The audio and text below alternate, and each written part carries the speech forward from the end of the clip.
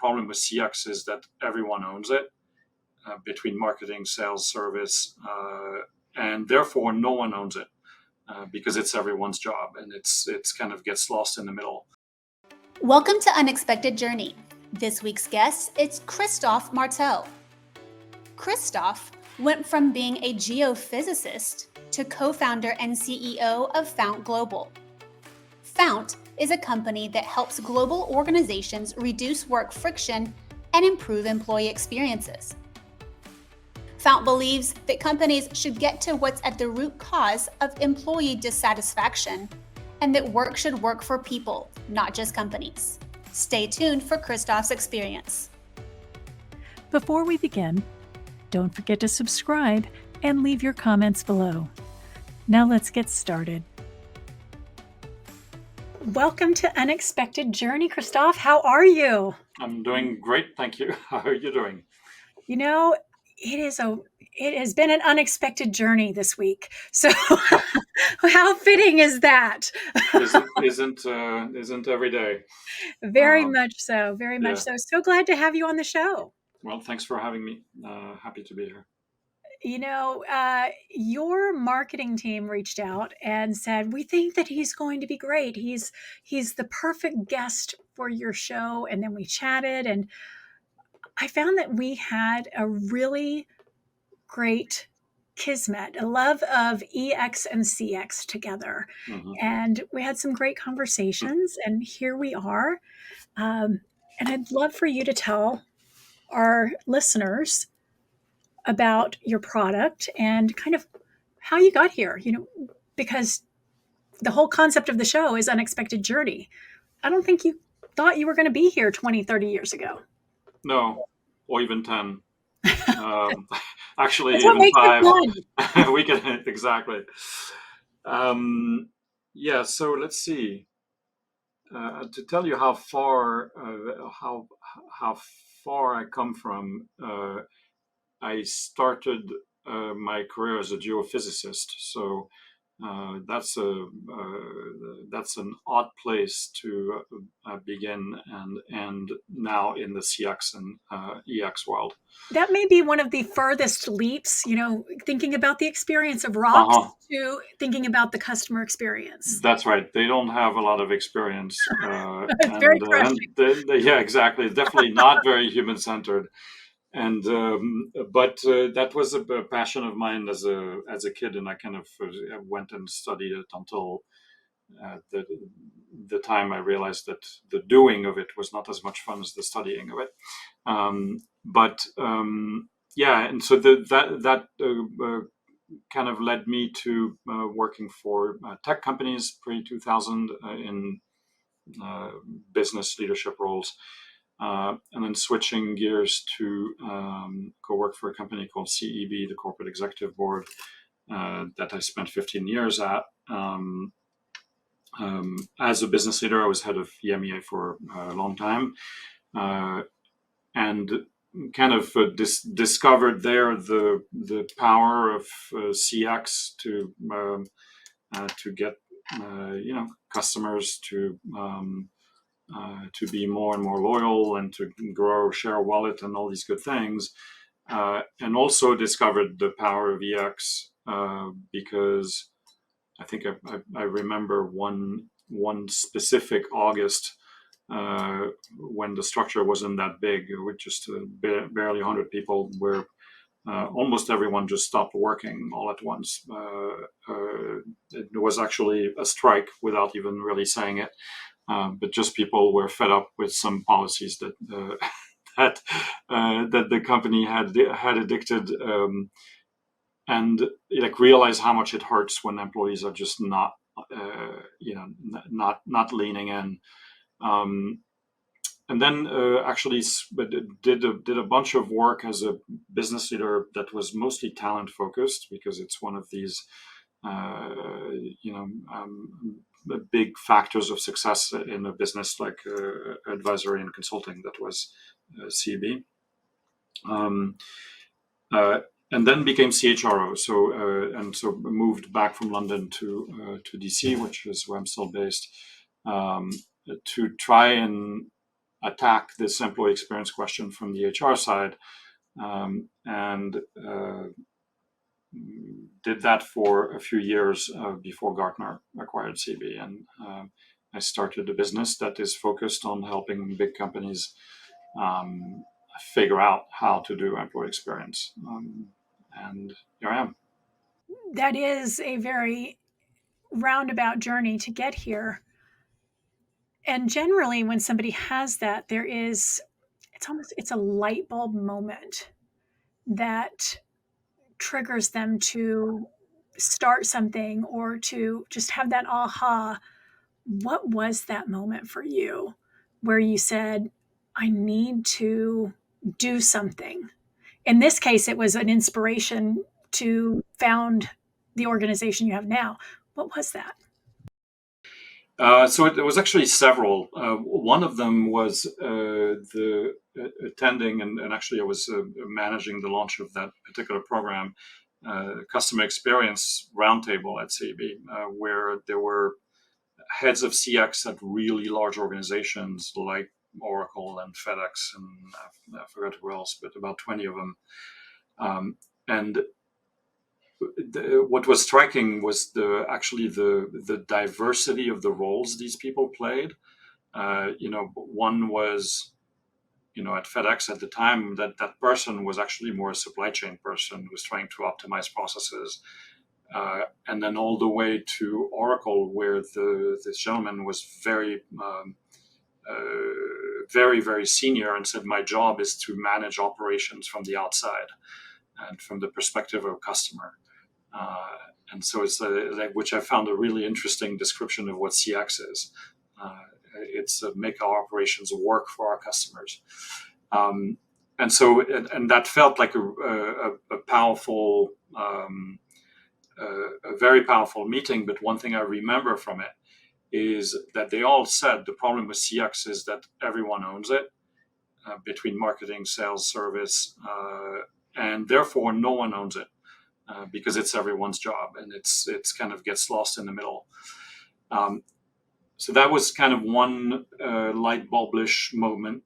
There was another one actually as CHRO, and by the way, I'm not an HR person, so pretty big learning curve for me to understand how HR works. Thankfully, the leadership team and the entire HR team at CB was amazingly good. But was actually a question that our CEO asked at the time, which was, so CB was very deliberate in measuring employee engagement. We even had products that did that. So we had lots of engagement data. And the question the CEO asked is like, how come our team members are not working harder and better? Like what prevents them to do so? And the engagement data kind of tells you how they feel about the company, but in a way still doesn't tell you what would make it possible for them to do more with less, essentially, which is always what CEOs want. And at the time, I remember distinctly a meeting with the HR team to say, well, this is not about employee engagement, right? It's not just, I want to stay with the company. It's something else, and that's something, what drives it, essentially. And that something else was employee experience. I just didn't know the term at the time. It started coming about at about that particular time, right? So that was 2014 or so, 13, 14, where this notion of, what CX folks do with customers, really we should do with employees, because experience drives engagement, both on the customer and on the employee side. And so that was a realization that there was a whole code that really didn't exist in HR to go do that, right? Because there was no, every HR structure is very centered on HR processes and what HR does rather than what employees are trying to do. And so that felt like a whole new world to go discover. And when Gartner acquired CB, it felt like a really important thing to go and create code around. It's interesting that how many times we hear that we need our team to work harder and to work better. And utilizing that terminology, not be more productive or more efficient, or it's to work harder, work better.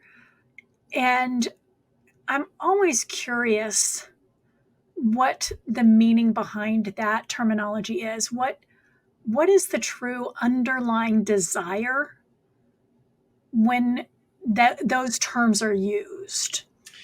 I think it has to do with the tried and true performance management framework that I think is shared by HR leaders and business leaders alike, which is the will and skill framework, right? So so employees want it bad enough that they just work super hard, and they're skilled enough that they're able to do the job well. And if you maximize on these two dimensions, the top right-hand corner, you have a high performer. Which is partly true. What we contend, and actually that was, I'm using a Gartner term. So the third component, and that's one that most leaders don't think about, because in their mind, an employee is a person that needs to be motivated and driven and trained, right? It's a resource. Even the term human resource is, you motivate and you train your resource. The third component is the hill, which is, in other words, how hard is it for people to do the work they need to do? And that component is basically not an attribute of the individual, it's an attribute of the organization. And some organizations, and I won't name names, but are incredibly difficult to work in because of very complex processes, internal or external, very complex matrices that are dysfunctional, ways of working that just don't work. And so when you're a worker trying with the right skill and will, you expend all of it navigating the big hill in front of you, and that's a big waste of time, big waste of resources. And it's a very similar concept to what you have in the customer world. So for example, I'm a very high performing Amazon customer because they make it easy Me for too. me. They see that by my spend. Exactly. No, but they make it easy for me to spend money on products that I buy from them. And really it's about, like, the hill is almost a 0 degree incline. And I think of 20 years ago, e-commerce, the hill was more 30 degrees incline, like enter your credit card, get it stolen, not receiving the package, not being able to return it, and so on and so forth was quite a hassle. It no longer is. And so that is an example of what that dimension that CX leaders have understood quite a while ago, which is frictionless experience or effortless experience for customers, that business leaders and HR leaders only begin now to understand is a component, and that's only a fraction of it. But it's interesting that you talk about the incline as a customer, right? Because you're right. Fellow Amazon addiction happening right here, right? And they have made it so easy. There are so many protections to make sure that your credit card is protected. They make it easy for you to do subscribe and save. They keep your information so you can just reorder. In some areas, they have it set up so that they can even ensure that they're putting your information either in your trunk or in your garage so that it won't get stolen. So that incline is near zero, if not perfectly zero for some customers. Now, on the flip side, that EX portion, now taking Amazon out of the equation, let's talk just a different company altogether. the employees have to do the work. And let's think about the actual incline from an employee that has to actually deliver on all of the promises that are being made to the customers. Mm-hmm. There's an incredible amount of work in order to do that, from the order to the delivery to the packaging. And again, not just talking about Amazon, there are a ton of e-commerce organizations. Some of them are singularly owned, small businesses. You can see them out on TikTok and Instagram where they do the individual, oh, I got an order from Christophe. Christophe, let's do your package today. That's right. And, you actually show that. And it's a high lift. So that incline is not near zero for the employees. So tying EX to CX and making sure that that foundation is equal to deliver that, it's interesting to tie those two together. Yes, I mean, friction has to go somewhere, right? And it can be actually dissipated entirely.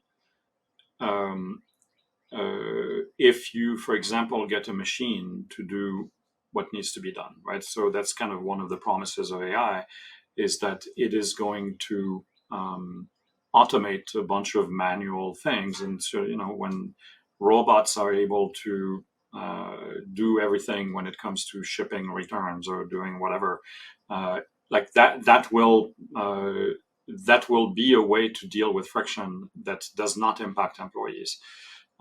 So you can actually remove it entirely, but most of the time, actually, friction gets displaced, right? So in this case, what you described is how the friction moves from customers to the employees inside the company, which there was a great book from Tiffany Bova that actually talked about that, right? Like it's the friction transfer, essentially.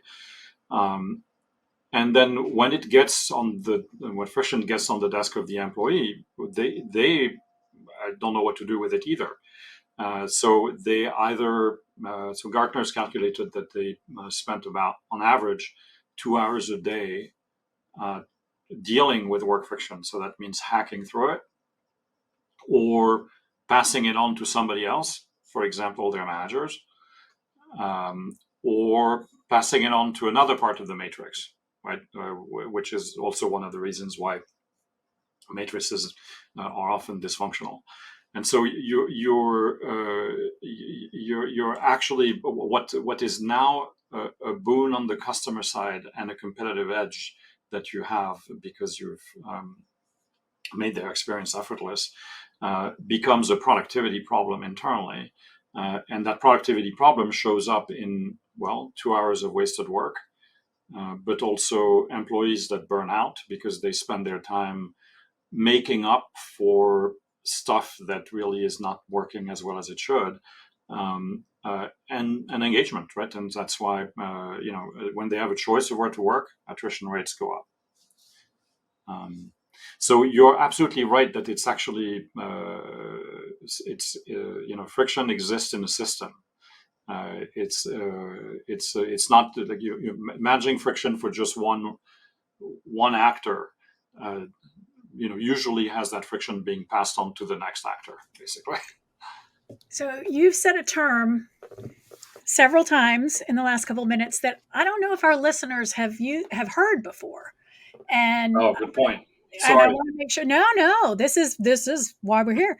I want to make sure that everybody knows what it is and understands this concept. And then I want to dig a little bit deeper into kind of how essentially your organization helps mitigate it. So let's start with, what is work friction?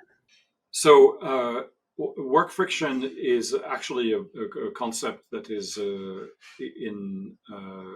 at a high level similar to customer friction or customer effort, right? So in other words, if you think about the customer world, as a customer, friction is the work that you make me do as a customer that I think you should be doing for me.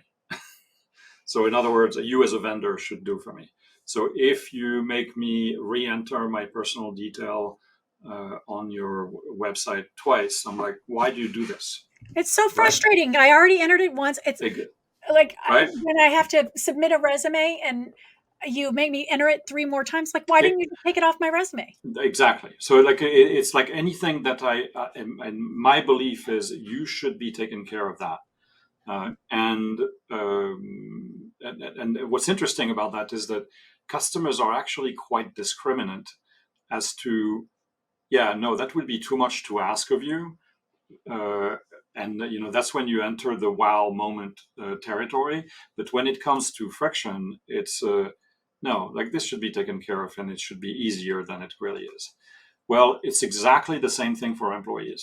And what's very interesting, by the way, is that employees' expectations around friction at work are shaped by their experience as consumers. So what we talked about with their experience with Amazon, which is pretty smooth. When they go to work and they are trying to change their benefits, and it takes 6 times around to re-enter their detail and to go through very complex menus, and they're still not clear about what coverage they get, that's a moment where they're like, oh God, why do you make it so complicated? Right? And that can happen with what I would call activities that have to do with my life at work. So, for example, I'm trying to learn a new skill. Well, yeah, the learning platform is hidden in some portal that I can't find, and I can't really find the skill that I need to learn anyway. And it's not really available widely, so I have to go to another thing to subscribe. And these kinds of things are rampant all over the world of services to employees, right? So whether it's learning or finding a new role internally, like all these things, none of these things are frictionless, and they should be, and people expect them to be, especially newer generations. So not only is it that, but it's also when I'm doing my work. So now when I'm solving a customer problem, as you said, you've put me on the hook to solve a customer problem, and now you make it difficult by me having to surf across 7 different screens and 8 different databases to find customer information to be able to solve for that problem. That's called work friction, right? It's stuff that gets in my way that shouldn't. And it's whatever does that at work is called work friction. And that's what makes up the 2 hours that we talked about earlier, is made up from micro things like that or bigger ones. Like my system is out for 30 minutes and I still have to take calls with customers because I'm a service agent and I'm doing my best to help customers, and I can't do that, so I feel terrible about it. And customers feel even worse, and I get a negative survey on the back end, and all of this it has a profound sense of injustice for And employees. that's 2 hours a day, not 2 Yeah. hours a week, 2 hours a Oh week, yeah. 2 hours a day, 10 hours a week. Yes, 25% of my work that is wasted. Right. So if you work 8 hours a day, a quarter of it is wasted on stuff that shouldn't get in my way, but does. I mean, if we can reduce work friction by even 50%, the efficiency that is Or gained. even 20%. Like even if you do even 10%, like you get into the millions very quickly. Yeah, the efficiency, the cost, the impact to an organization is tremendous. That's right. So now that we all understand what work friction is and the potential impact both from efficiency, hours, cost, can you explain to our listeners, what does FOUNT, what strategies do you employ? What do you do to help mitigate work friction for your clients? Every organization has work friction, so to begin with, right? So Heck, this is I not have work friction in my family. So, well, exactly. I mean, even I have work friction with myself. Like there's a bunch of time where I get in exactly. my own way, right? So the thing, though, is that in smaller organizations, and that's probably until the moment where you start having real structures and matrices taking shape. So maybe it's like 500 employees, maybe 1,000. I'm not sure. Where work frictions start becoming invisible. And I can see it in smaller companies. When work friction appears, everyone tends to know that it's there because everyone is close enough to the front line to live it in some way and to participate to trying to reducing it and to try to figure it out. When an organization becomes bigger, what happens with work friction is that it sediments slowly but surely. Every year, there's another layer of friction that gets kind of embedded in the way people do work in a company, right? And that it's a very similar phenomenon to bureaucracy in that way, right? Like where you have layers of decisions that end up growing and things get more complicated, processes get hairier than before, and things just slow down. And the ones who see it slow down are number one, workers, and workers see it in their day-to-day work. So in other words, they see that their work is becoming more difficult, more complex, slower, that they can't get into a state of flow anymore because there's so many things that get in the way that prevent them from doing the job, essentially.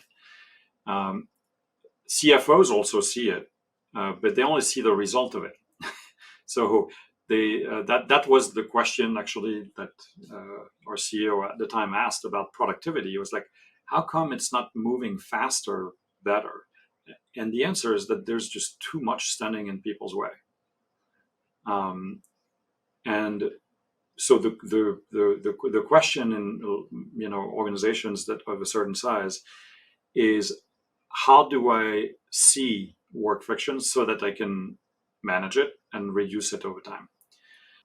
In an organization of a certain size, or let's say 500 to 1,000, the only way that you're going to be able to visualize work friction and be able to do something about it is if you have data that describes it. And that data needs to come directly from employees that do the work because they're the only ones who can see what causes friction. So what FOUNT does is essentially to both be able to create a data set that represents the work friction that workers experience in their days at work, whether it's doing their work or using the company's services, and understand which of these activities suffer the most from that friction tax, basically, and which ones matter the most to them. So it means that if, as an organization, you're going to go and spend money and effort to go and solve for these sources of friction, then go after these three over there first, because they matter to me the most, and they're also the most painful. And as a almost double click, what the product does is to allow you to zoom into each one of these activities to understand which parts of the work environment, so processes, tools, structures, other teams, and so on and so forth, are actually, from the perspective of the individual doing the work, dropping the ball, right? So where is it an HR thing that's not working, or is it the CRM system, or is it that the team that was supposed to support me on an escalated call didn't want to do that? And there's a lot of complexity there that needs to be unpacked, and data is a great way to do that, and to diagnose things at scale and to resolve them at scale. A lot of information there for our listeners, and Sorry. no, it's all very interesting and it's all good. And I want to dig in a little bit more on the EX and CX tie-in. But before we do that, I want to give everyone a chance to get to know you a little bit more. So Uh-oh. now this is where we play a little game of this or that. Now, for our listeners who have not watched us before, how this works is I have a randomizer.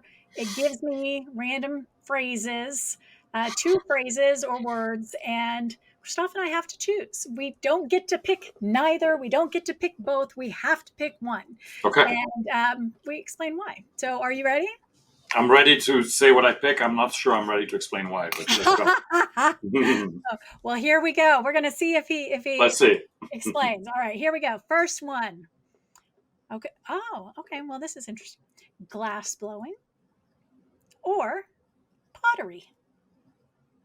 Glass blowing. Glass blowing. Really? I kind of figured you for a pottery kind of guy. No.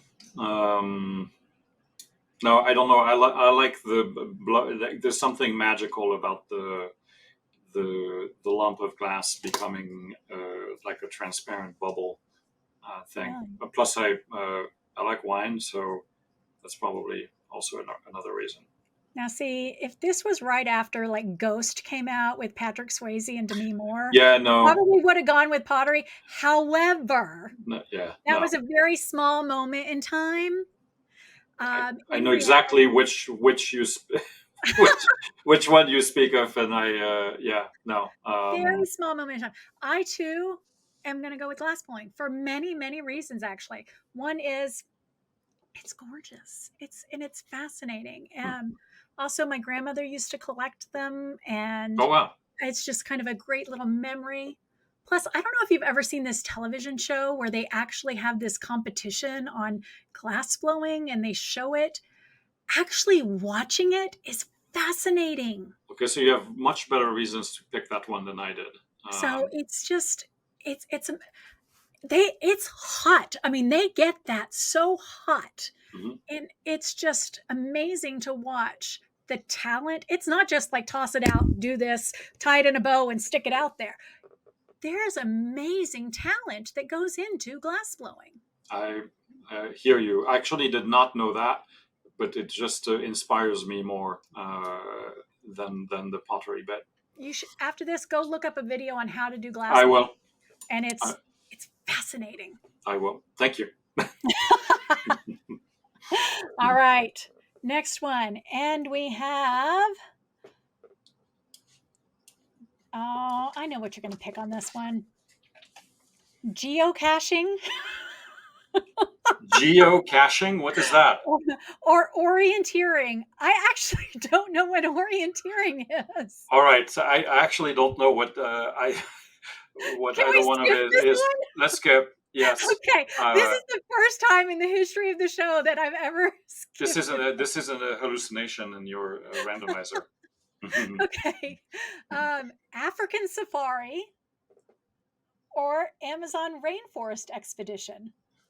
Yeah, Amazon rainforest expedition. Like I'm not into the animal killing thing, so that's. Now, if you go on an African safari, do you actually have to kill an animal? I mean, or I is don't it know. just Like I always thought that the term safari meant that. I mean, it used to be that. Like maybe the term now has evolved, and it may mean a photography safari. In which case of the two, I would probably pick the African expedition.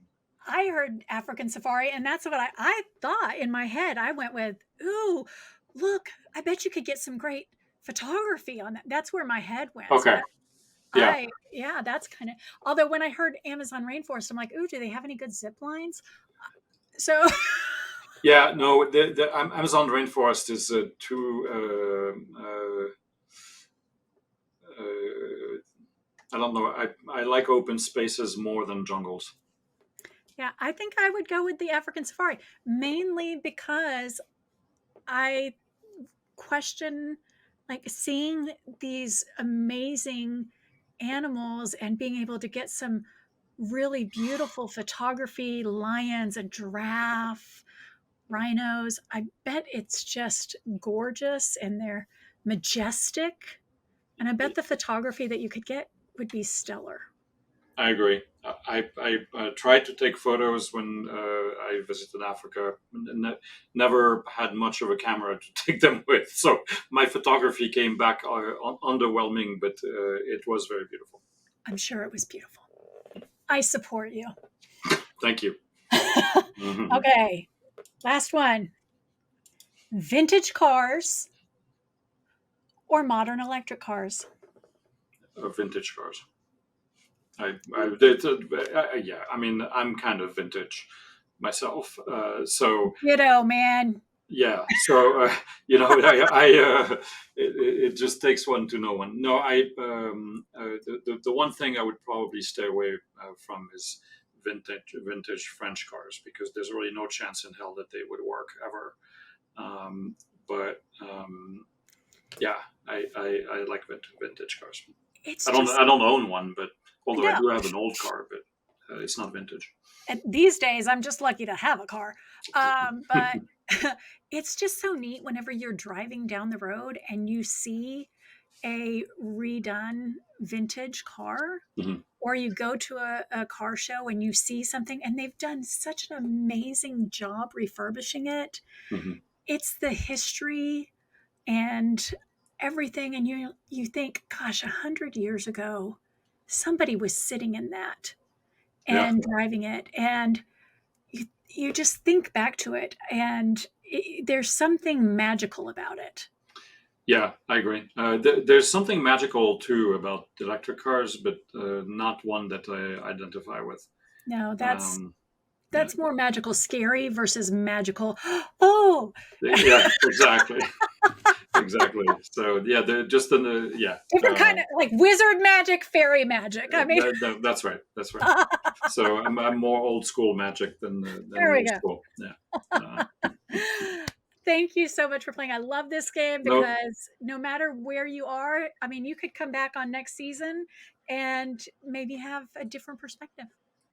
So, talking a little bit more about the customer experience and employee experience, I would love to hear how you think that the employee experience influences the customer experience. so I mean the first image that comes to mind is and I'm French, so I can say it. It's like a cranky French waiter, right? Like the last thing you want if you're visiting Paris is to go and sit down for a snack at one of these cafes and to have a cranky French waiter, because who knows how they're going to make you pay for Such an their image, like the imagery that you're putting in our head right now. well, I mean, but that's what it is, right? It's they like whatever made them mad that day about working in that cafe at that time, they're gonna Lack just of take better. on you, and they're gonna like yeah, and then they know no bounds on how to make you bear the brunt of their suffering. So I think it's just a very human thing, right? Like like bad experiences are contagious, right? And so, and how often have we been as customers, talking to a call center agent or a service agent who says, "Yeah, if it like if it were for me, like I would help you, but I really can't because they make me not help you, and I'm really sorry." But so there's a thing that happens when people essentially lose their allegiance to the company, um, that and it's quite frequent, that actually they end up creating a good individual experience for the customer with that agent, but a terrible one for the company. um, so and by the way, the same thing happens internally with managers, right? So if you translate that system of a service agent and a customer to a frontline manager and their direct report, and a frontline manager saying, yeah, corporate doesn't, they don't know what they're doing, but I know how we're going to do this, and I'm going to protect you. It's a very similar thing of don't believe what they say, believe me. And that is the mark of a manager who has a poor experience and who's making it known internally. So this entire system, as you called it earlier, right? Like actually starts with the customer-facing system. Let's say salespeople, service people, their frontline managers, and maybe their leaders, where there is just poor experiences that start resonating within the organization, and it typically is contagious. By the way, it means that people start quitting in droves. It means that people stop believing in the mission, in the metrics, and everything else internally. And when that happens, they usually let customers know that that's happening, because humans can't really hide much. Everyone knows what you feel at a given time, for the most part. So it's a very powerful driver, and in an age where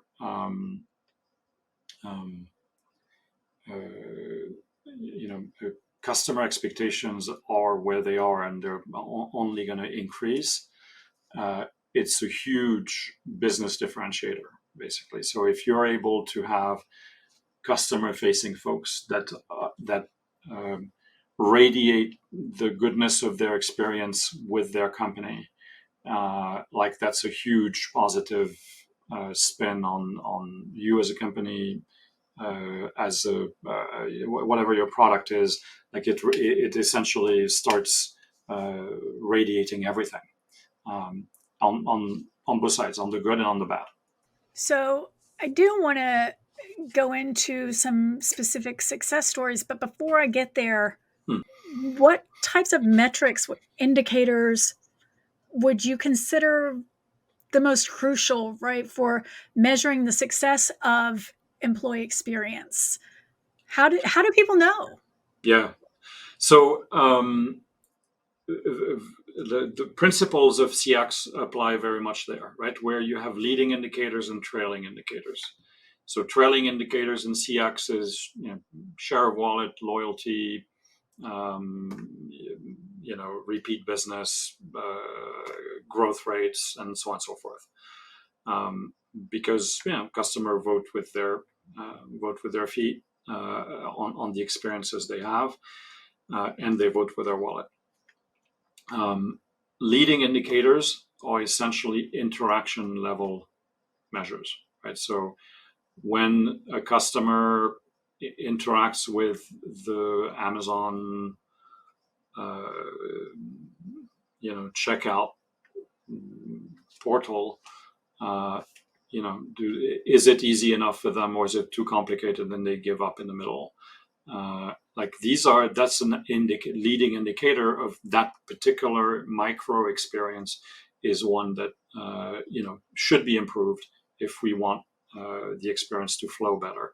Same thing with pretty much every stage in the purchasing journey. Well, it's exactly the same for employees. Is that if you look at their micro experiences, these interactions that they have when they try to do their work, or when they try to, get paid, or to change their shift, or to do whatever they need to do, how hard is it for them to do? And you need data about that. And that data is leading indicator of the essentially the overall experience that they're going to have at work. And that overall experience can be measured as a trailing indicator by attrition rates, productivity, performance, right? Like these are all business metrics essentially. So you have a parallel between trailing indicator on the business side, which are share of wallet, customer loyalty, etc., Well, the equivalent for employees, customer loyalty, is employee loyalty, and that's called employee engagement, actually. So when you measure employee engagement, that's what you're measuring.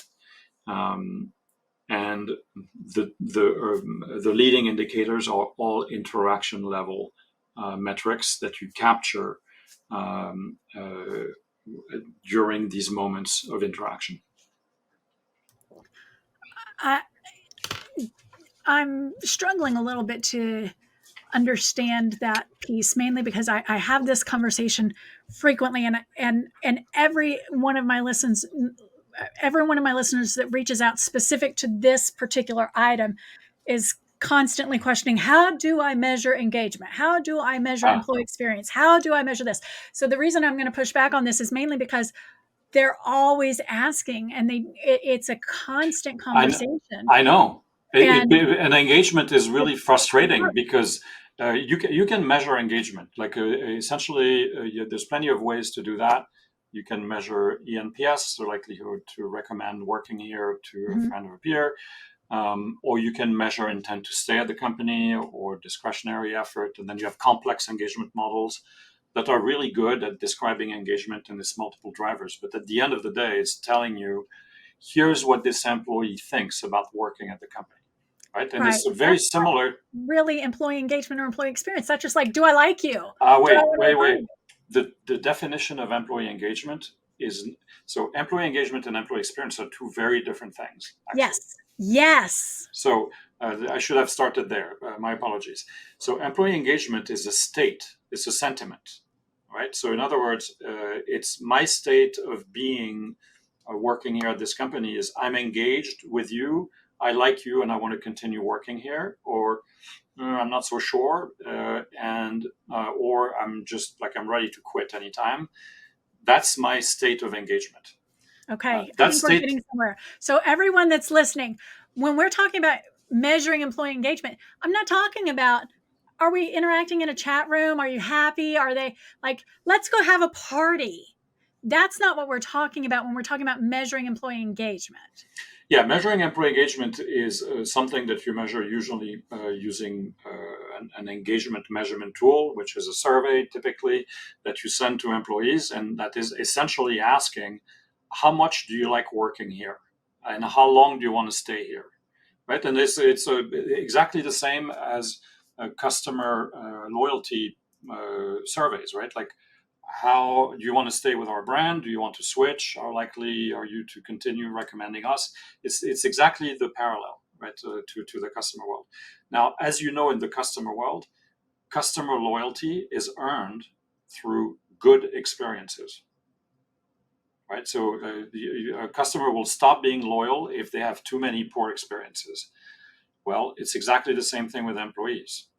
Employee engagement, which is what I believe about the company and how much I like the company, is going to decline if I have too many bad experiences as an employee.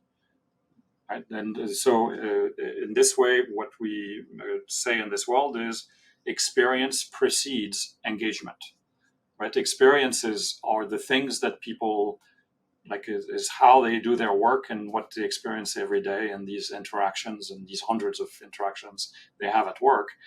And when, it's one negative interaction after another, you see their engagement dip. When it's one positive interaction after another, their engagement goes up.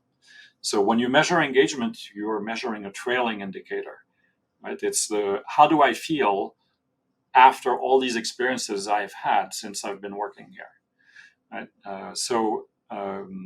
If you want to manage employee experience, you can look at employee engagement. It's going to be, the result is they don't feel great, but how come they don't feel great? What do I need to fix to make them feel better? And that's the question that employee experience measurement answers. And to measure that, you have to go down into the weeds, into the carpet of, when I do this activity, terrible things are happening. So for example, I'm a cashier at in a supermarket, and the cash machine keeps breaking at rush hour. The cash register keeps breaking at rush hour, and I have a line this long of customers waiting to be served, and they're all angry at me, and there's nothing I can do.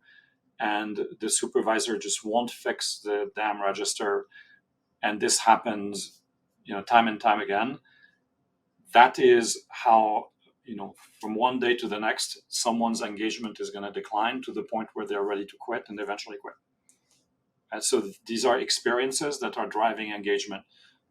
And engagement is just a state of sentiment, essentially. I think it's the terminology that confuses a lot of people. Yes.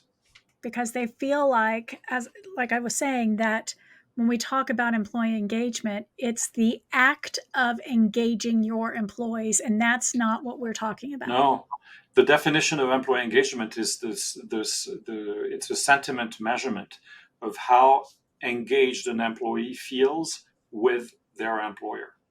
So it's a feeling, not an act. That's right. And so we can measure those feelings very easily, right? Like by just asking people.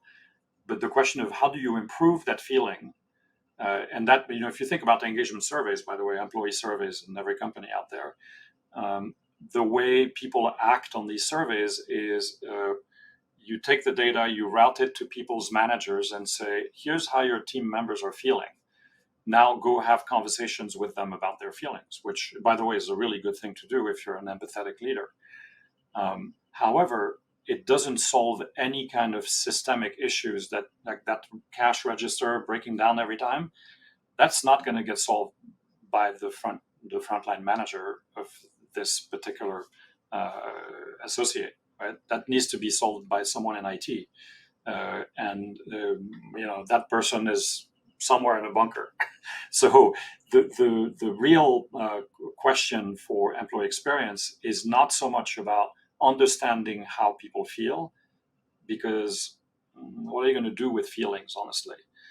What you want to understand is where are things breaking down for them? What gets in their way? What gets in the way of them doing the work they're trying to do? And just fulfilling the needs they have at work, like growth and learning and getting paid and having flexible hours to go and pick up my kids at school and so on and so forth. So now that we all understand that, can you share any success stories or case studies where FOUNT solutions have impacted the employee experience in any of your clients? Yep. So a couple of a few examples. One from a very big global retailer who has been. I said HR typically is not equipped to do this well. Well, they've actually gone through a very big HR transformation in the past 3 years, where they've decided to put employee experience in the center. And not only have many organizations say that they are doing that and talk a lot about EX, but it never really becomes a reality. In this case, it did become a reality, and what that means is that they're actually measuring the experience of employees globally across almost 200,000 employees, almost in every moment of their life at work. Now, it's orchestrated in a way that the survey load is very low, right? It's like it's like 2 5-minute surveys in a year. But the engine essentially reconstructs the picture of what these experiences are, where people are encountering a ton of friction, which of these friction points matter the most. And the organization is actually instrumented to have owners of moments and owners of touch points going to fix these things when they break down. And so the beauty of it is that it's almost a self-governed system where there's an EX leader that's basically just one person. And all she does is to ensure that the right people are accountable for the right data stream and know when an experience that is provided to employees is falling under a certain KPI that they've defined. So they've been able to improve pretty dramatically the experience of employees across the board. And there's a very big business reason for it. Their CX leader, who is very closely partnering with their EX leader, was saying in a recent meeting, we know that every increase of 1 point in engagement equals $200 million in extra revenue for the company. So we take this very seriously, and all of that data gets reported to executive committee, to the board, and is central to managing the whole business, essentially. So this is a case of a true experience-centric organization where EX and CX data are almost the central spine of decision-making at the company. Well, Christophe, thank you so much for joining us today. I would like to ask 2 more questions, and that is, 1, why would somebody reach out to you, and how would they reach out to you? So why would be if you feel that you want to understand what I would call a different way to approach employee experience through quantitative understanding of points of friction. So it's kind of sidestepping the common confusion between employee engagement and employee experience, and saying, you know what, of course we have to make people feel good, but why don't we try to reduce the pain that they experience at work every day by finding what creates pain? And you can actually do that in a really scaled way with very clear data that tells you what to go fix. That would be a good reason to seek us out. People that are tired actually of having a bunch of employee surveys going to all employees and not much action being taken on improving the things that are supposed to be improved. That's another good reason that we see many people come in our way. And then how you do it? Well, I'm on LinkedIn. So I'm Christophe Martel. That link is below for everybody who's wondering where to find it. Or on our website, which is at getfount.com. Also will be below for those who are looking for it. We'll be putting that on the screen for you. And so if you come by DC, we can also meet for coffee, whatever works for you. There you go. Again, thank you for joining us. Really a great conversation. Thank you so much, Anne. And everybody else, as always, thank you for joining us, and we will see you next time on Unexpected Journey. As we wrap up the episode, we would like to take this time to thank you for joining us this week on Unexpected Journey. Our guest information will be linked in the episode description, along with a link to our host website, Bibb.com, and our sponsors' websites, remoteevolution.com, ethossupport.com, and yourcohort.co. Please don't forget to like, subscribe, and share on your favorite podcast app and on our YouTube channel so that you never miss an episode and we can continue to bring them to you. Let us know your thoughts on what we discussed in the comment section. And once again, thanks for joining us. We hope to see you again next time on Unexpected Journey.